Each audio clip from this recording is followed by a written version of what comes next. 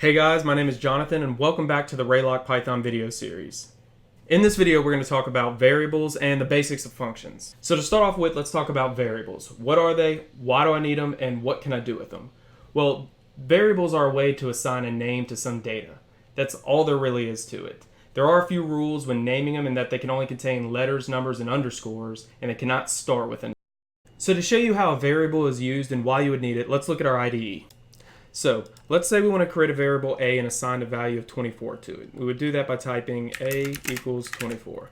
Now to show that a is actually storing that value, we'll print it to the console, and there you can see that the value was stored in a. So I'm going to use this time to go ahead and talk to you a little bit about numerical operators. So to do that, I'm going to create another variable b, and I'm going to show you that numerical operators are things that act on two numerical values.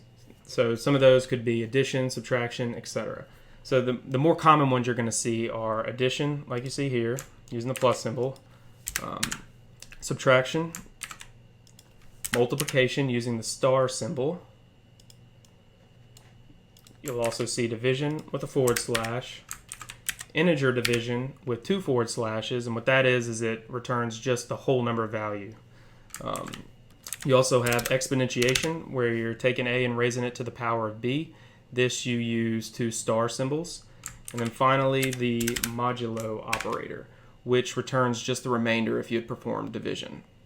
So that's all there really is to variables. In this example, the variables were just for numerical values. However, they can be for all different built-in types, including user-created types. Those are things that we'll cover in a later video, but for now, hopefully you get the idea of how variables work.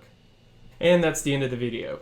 Just kidding. What about functions? Well, let me tell you about functions. Functions are blocks of reusable code that can be called at a later time. They can actually take in inputs in the form of what are called arguments, and also they can return a value that you can do things with later. So let's see how those work. So let's say we want to create a function. We're going to call it myFirstFunction. To start off with, you have to define it, and you do that using the def keyword, followed by the name of the function, and in this case it is called myFirstFunction, followed by parentheses, and in the parentheses you would put any arguments, we'll get to that in a second, colon, and you would indent all the content of this function. So in this case we're going to print to the console, I'm from the function. And that's it. Now we have our first function. So if we run this, well, nothing happened. Well, that's because you only define the function and you need to call it still. So to do that, you could just type the name of the function, followed by any parameters that go in it, and hit F5 to run. I'm from the function. Now, while that function is not entirely useful, let's create one that is. In this case, we're going to create a function that adds 2 numbers together. We're going to call it myAddingFunction, and it's going to take in 2 inputs, a, b, colon, and here we're going to sum those together, and we're going to return that sum. What this does is allows something to come back from this function that you can continue to do further work with.